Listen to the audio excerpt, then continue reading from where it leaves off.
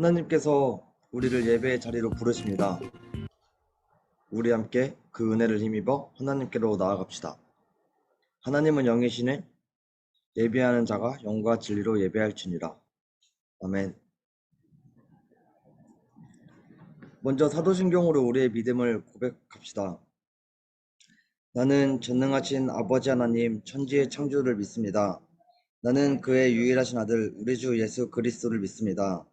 그는 성령으로 잉태되어 동정녀 마리아에게서 나시고 본디오 빌라도에게 고난을 받아 십자가에 못 박혀 죽으시고 장사된 지 사흘 만에 죽은 자 가운데서 다시 살아나셨으며 하늘에 오르시어 전능하신 아버지 하나님 우편에 앉아 계시다가 거기로부터 살아있는 자와 죽은 자를 심판하러 오십니다. 나는 성령을 믿으며 거룩한 공교회와 성도의 교제와 죄를 용서받는 것과 몸의 부활과 영생을 믿습니다. 아멘. 우리 함께 음악과 노래로 우리의 마음을 담아 하나님을 찬양합시다. 이동은 선생님께서 기도해 주시겠습니다.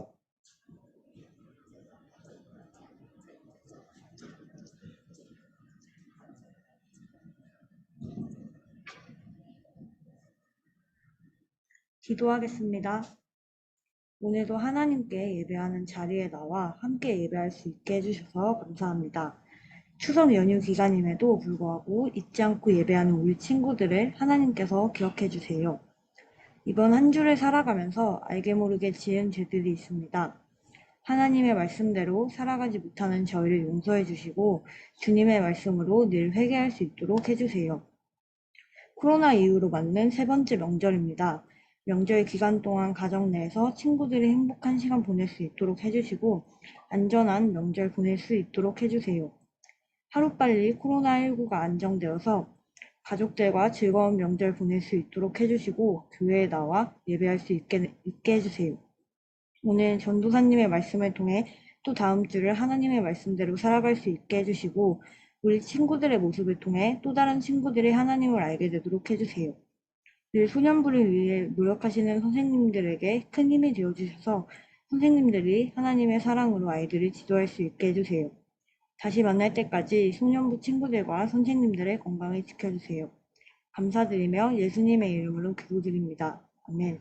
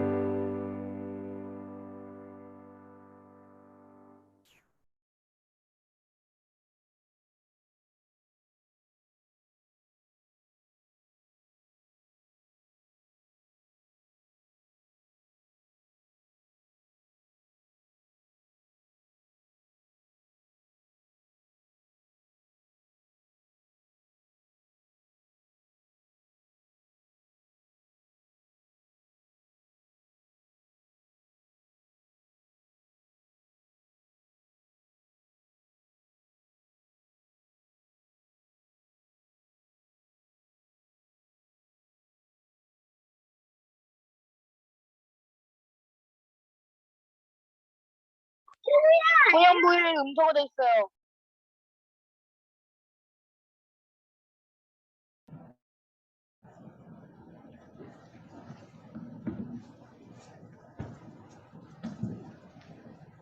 자,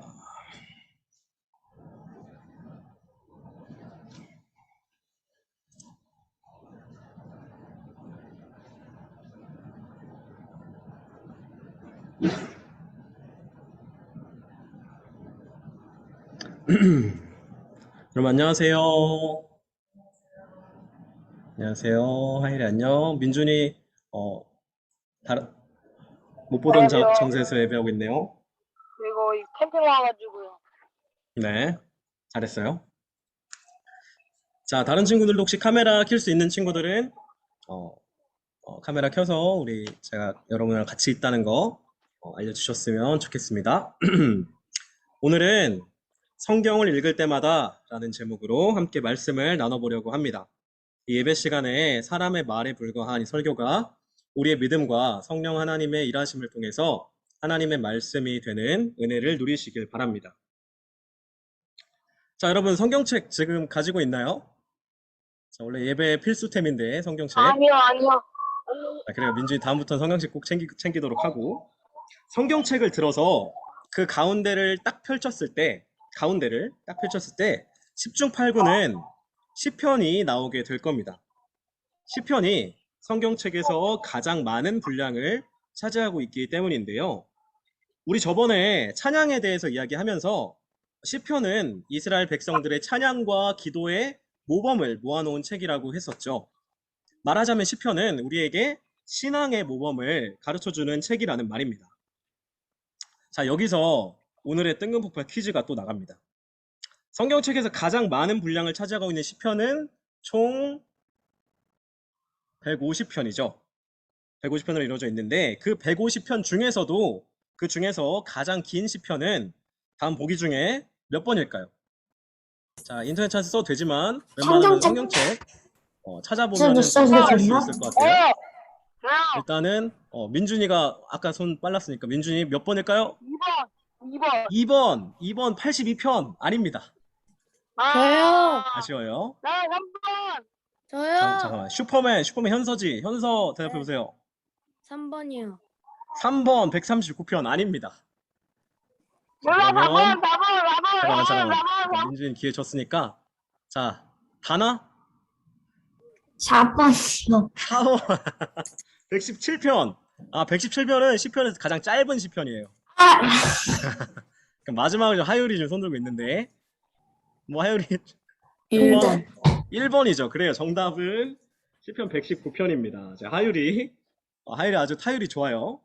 정답률이. 자, 하율이 제가 달란트 하나 드리겠습니다. 그래요. 시편 119편은 총 176절이나 되는 긴 분량으로 이루어져 있는 가장 긴 시입니다. 이런 시편 119편은 그 긴 분량으로 어떤 내용을 담고 있냐면 바로 하나님의 말씀을 찬양하고 기뻐하는 내용을 담고 있어요. 그래서 시편 119편을 말씀 찬양시라고 부르기도 하는데요. 이 말인즉슨 말씀을 사모하는 것이 우리 신앙의 아주 중요한 모범이라는 말이겠죠. 그래서 우리 소년부에서도 지금 누가복음 필사하고 있잖아요. 그렇죠? 말씀 필사하고 있는데 여러분이 말씀을 좀 더 사모하길 바라는 마음에서 진행하고 있는 거예요. 자, 그런데 말씀을 사모하는 것이 왜 우리 신앙에서 그렇게 중요한 걸까요? 성경 말씀과 예수를 믿는 우리 신앙이 어떤 관계가 있는 걸까요? 오늘은 이 주제에 대해서 우리가 성경 말씀을 어떻게 대해야 하는지, 말씀을 읽을 때 우리에게는 어떤 일이 일어나는지 함께 생각해 보겠습니다. 자, 현서 손 든 거예요? 그래요? 아니에요. 오케이.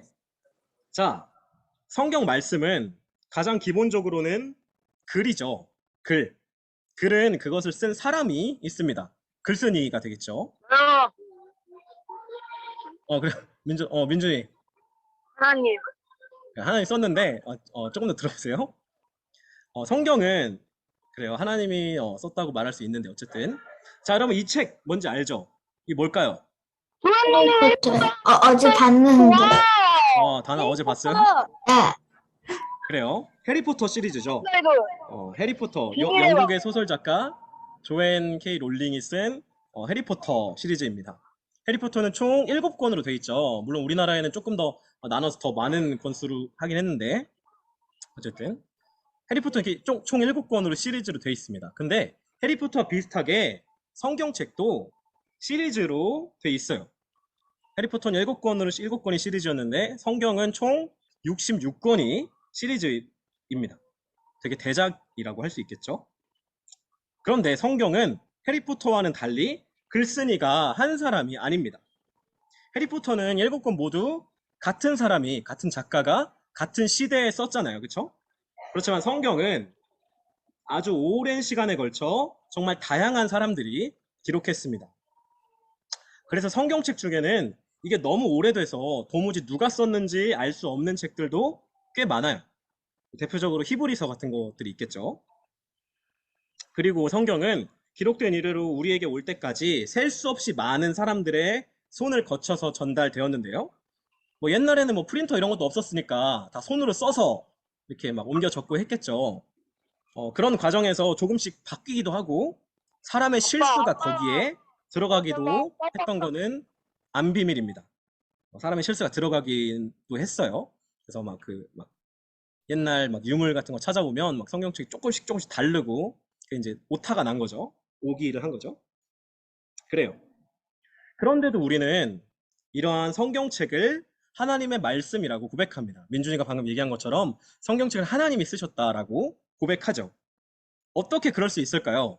언제 기록되었는지도 잘 모르고 누가 썼는지도 잘 모르겠는 책을 우리가 어떻게 하나님의 말씀이라고 할 수 있죠? 그리고 성경이 정말로 하나님의 말씀이라면 성경은 사람이 쓴 걸까요? 아니면 하나님이 쓴 걸까요? 이 질문들에 대한 해답을 오늘 본문에서 찾아볼 수 있습니다. 오늘 본문 디모데후서 3장 16절 말씀 누가 한번 읽어볼까요? 자, 창규가 엄청 크게 막 소리 질렀는데 오늘 창빈이가 제일 일찍 들어왔어요. 맞아요? 창빈이 한번 읽어볼까요? 저요? 네, 창빈이 옆에 있어요? 아, 바보야. 창균데요? 창빈이는 어딨어? 나는 그래, 창규 한번 읽어봅시다. 모든 성경은 하나님의 감동으로 된 것으로 교훈과 책망과 바르게 함과 의로 교육하기에 유익하니. 아멘. 자, 창규 달란트 하나 드릴게요. 교회가 고백하는 성경은 하나님의 말씀이다 라는 말은 성경 66권이 하나님의 영감에 의해 기록되었다고 믿는 것을 말합니다. 영감이 뭘까요? 영감. 할아버지를 높여 부르는 그 영감이 아니라 하나님의 감동. 하나님 성령 하나님의 감동하심을 통해서 영감이죠. 성경이 쓰여졌다는 말이에요. 자, 제가 저번에 하나님께서 이 세상 가운데서 일하실 때 반드시 사람을 통해서 일하신다고 저번에 얘기했었죠. 하나님이 우리에게 그분의 말씀을 주실 때도 마찬가지였습니다. 하나님은 그분의 말씀을 우리에게 주실 때 하나님의 영감을 받은, 하나님의 성령의 감동을 받은 사람을 통해서 그 말씀을 글로 기록하도록 하셨습니다. 그래서 지금 이 그림에서는 바울이죠. 저번에 보여줬었던 바울도 이제 편지를 썼는데 그 편지가 나중에 성경이 된 것인데, 물론 그 사람은, 하나님이 사용하신 그 사람은 자기가 쓴 글이 성경이 될 줄은 꿈에도 몰랐겠지만 하나님이 그 사람을 사용하셔서 성경을 기록하도록 하신 거예요. 그런데 하나님은 왜 그렇게 하셨을까요? 하나님께서 그렇게 오랜 기간에 걸쳐서, 그리고 많은 사람들의 손과 마음을 거쳐서 굳이 우리에게 성경을 주신 이유가 무엇일까요? 우리가 그 이유를 알면 성경이 우리 신앙에서 어떤 역할을 하는지 또 알 수 있겠죠. 자, 하나님이 우리에게 성경을 주신 이유, 그 첫 번째는 바로 우리에게 구원에 이르는 지혜를 주시기 위해서입니다. 디모데후서 3장 15절 말씀 누가 한번 읽어볼까요? 자, 하율이 다나 손 들었고, 그래요. 아까 117편 한 게 다나였지? 가장 짧은 편. 네. 다나 한번 읽어보세요. 또 어려서부터 성경을 알았나니 성경은 등이 너로 하여금 그리스도 예수 안에 있는 믿음으로 말미암아 구원에 이르는 지혜가 있게 하느니라. 아멘. 자, 다나 달란트 하나 드리겠습니다. 성경은 우리에게 구원에 이르는 지혜를 제공해 줍니다. 물론 성경이 없어도 복음을 전해 들음을 통해서 우리가 그 구원의 지혜를 얻을 수 있지만, 그래서 실제로 오늘날 선교지 같은 데서는 아직 성경이 없어도 선교사님들의 선포를 통해서 사람들이 회심하는 일이 일어날 수도 있겠죠. 그렇지만 성경 말씀 없이 전해지는 복음에는 다양한 상황적인 한계가 존재합니다. 그렇기 때문에 선교의 역사 속에서 많은 이들이 성경을 그 나라 말로 번역하는 일에 애쓰고 헌신했던 것이죠. 성경을 통해 우리가 구원에 이르는 지혜를 보다 확실하게 얻을 수 있기 때문입니다. 자, 여러분, 구원은 무엇을 통해서 받나요? 구원은 예수님을 믿는 믿음을 통해서 받습니다. 그리고 그 믿음은 어디서 오죠? 자, 로마서 말씀처럼 믿음은 들음에서. 그러니까 말씀을 전해 들음을 통해서 믿음이 우리 마음에 생겨납니다. 하나님은 그분의 말씀을 보다 많은 사람이 전해 듣고 구원을 받게 하시려고 성경을 우리에게 주셨습니다. 그래서 그렇게 글로 쓰인 하나님의 말씀, 성경이 있기 때문에 시대를 넘고 나라를 넘어서 오늘날 우리에게까지도 많은 사람들에게, 그리고 많은 사람들에게 그 구원의 소식이, 복음이 전해질 수 있었던 거죠.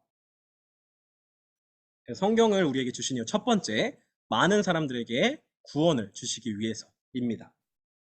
그리고 하나님이 우리에게 성경을 주신 이유 두 번째는 또 하나 두 번째가 있는데, 사실 이 두 번째 이유가 성경의 가장 중요하고 궁극적인 목적이라고 할 수 있어요. 첫 번째 이유보다 두 번째 이유가 더 중요하다는 얘기예요. 자, 디모데후서 3장 16절, 17절 말씀 누가 한번 읽어볼까요? 자, 오늘 민준이가 캠핑장에서 예배 드리는 기념으로 한번 읽어볼까요? 저요. 자, 현서 한 발 늦었어요. 민준이가 한번 읽어보세요. 모든 성경은 하나님의 감동으로 된 것으로 교훈과 책망과 바르게 함과 의로 교육하기와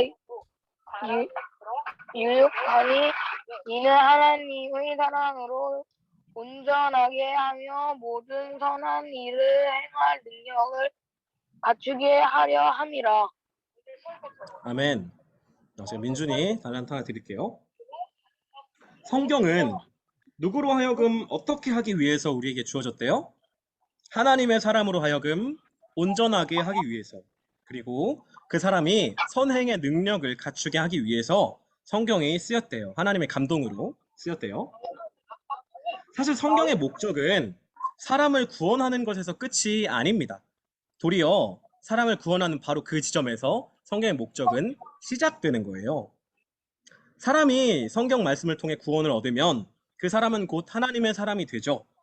그리고 성경은 바로 구원받은 그 사람, 그 하나님의 사람의 삶을 교훈하고 책망하고 바르게 하고 의롭게 교육하는 거예요. 그렇게 그 사람이 온전해지도록, 그 사람이 선행을 할 수 있는 능력을 더욱 갖출 수 있도록 하는 거죠. 만약 성경이 오직 사람을 구원하는 데만, 사람이 예수를 믿게 하고 그 사람이 예수를 믿고 구원을 받게 하기 위해서만 성경이 존재하는 거라면 굳이 이렇게 많은 분량이 필요하지는 않을 겁니다. 굳이 이렇게 많은 사람들을 통해서 우리에게 성경을 주실 필요가 없었을 거예요. 아마 뭐 로마서나 갈라디아서 이렇게 한두 권 정도만 있으면 아마 충분하지 않을까 싶어요. 그렇지만 성경의 궁극적인 목적은 사람이 구원을 받게 하는 데 있지 않습니다. 성경의 궁극적인 목적은 구원받은 사람이 구원받은 사람답게 살아가게 하는 데 있는 거예요. 사람이 사람답게 사는 것을 말하는 거죠. 그렇기 때문에 우리 신앙의 여정에서 구원은 가장 마지막이 아니라, 그러니까 구원을 받으면 끝이 아니라 오히려 구원받으면 시작입니다. 우리 신앙의 여정이 바로 거기서 시작되는 거죠. 그 이후에 우리가 어떻게 살아야 하는지, 무엇을 말하고 무엇을 행하고 누구와 어떻게 관계 맺으면서 살아가야 하는지 성경은 우리에게 말해주고 있습니다. 그리고 그렇게 살아갈 힘을 우리에게 제공해 주는 거죠. 자, 이제 말씀을 마무리하려고 하는데요. 신앙생활에 있어서 성경을 사모하는 것은 너무도 중요합니다. 그렇기 때문에 우리는 성경을 부지런히 읽고 필사하고 또 외우기도 하고 때때로 깊이 묵상하기도 하죠. 그렇게 우리가 성경을 가까이 하면 가까이 할수록 우리의 삶은 더욱 온전해져야 합니다. 성경을 읽을 때마다 선한 일을 행할 능력이 레벨업 하는 것이죠. 그래서 이전엔 할 수 없었던 선한 일들을 이제는 성경책을 가까이 하는 이제는 실천할 수 있게 되는 거예요. 그것이 하나님이 성경을 우리에게 주신 궁극적인 목적입니다. 그런데 만약에 여러분이 신앙생활을 이어가는 가운데 성경을 막 처음부터 끝까지 수십 권, 수백 권을 읽어도 내 삶이 이전 그대로라면 성경 전체를 다 필사하고 토시 하나 틀림없이 성경을 다 외워도 선한 일을 행할 능력이 자라나지 않는다면 미안한 말이지만 그것은 다 헛짓거리에 불과했을지도 모릅니다. 성경은 온 세상을 향한 하나님의 사랑의 소식을 담은 글입니다. 우리를 향한 하나님의 사랑의 편지와 같다고 할 수 있겠죠. 그런 하나님의 사랑의 말씀을 날마다 가까이 하는데도 우리가 사랑하게 되지 않는다면 둘 중 하나겠죠. 성경을 대하는 우리의 태도가 잘못되었거나 성경이 잘못되었거나. 성경을 더욱 가까이 하시기를 바랍니다. 성경은 틀림없이 살아계신 하나님의 말씀이니까요.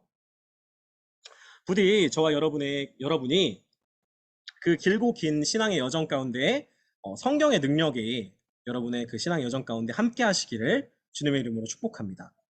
우리의 삶이 성경의 인도하심을 받기를, 그래서 우리가 온전한 삶으로, 이전에 할 수 없었던 선행을 실천하는 삶으로, 사랑하는 삶으로 나아갈 수 있기를 주님의 이름으로 간절히 축복합니다. 기도하겠습니다.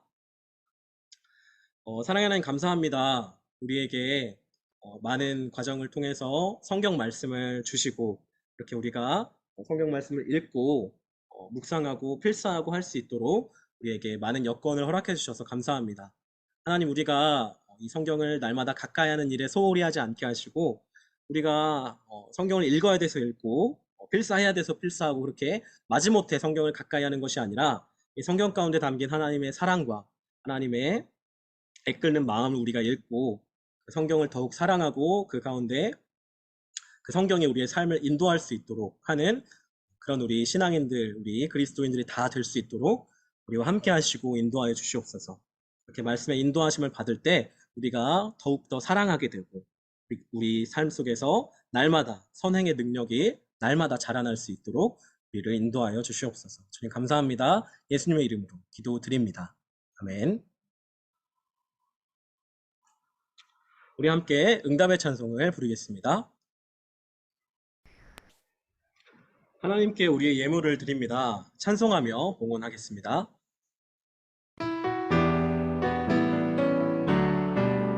우리들의 예물에 믿음 사랑 담아요. 감사합니다. 사랑합니다. 주님 받아주세요. 아멘. 기도하겠습니다. 사랑하는 하나님 감사합니다. 우리가 가진 모든 것들이 하나님께로부터 온 것임을 고백하는 마음과 감사하는 마음으로 예물을 드립니다. 예물이 쓰이는 곳마다 하나님의 나라가 임하게 하시고 그곳에 하나님의 영광이 나타나게 하여 주시옵소서. 하나님, 우리가 성경을 더욱 가까이 하기를 원합니다.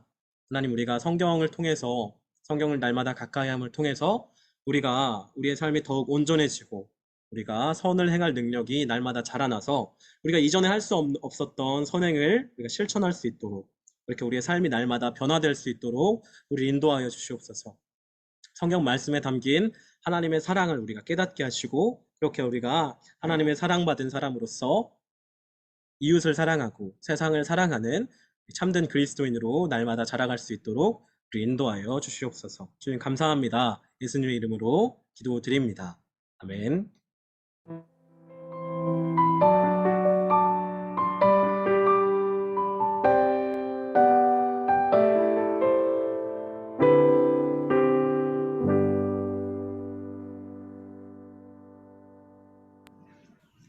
우리 함께 다짐의 찬양을 부르면서 하나님 앞에 결단합시다.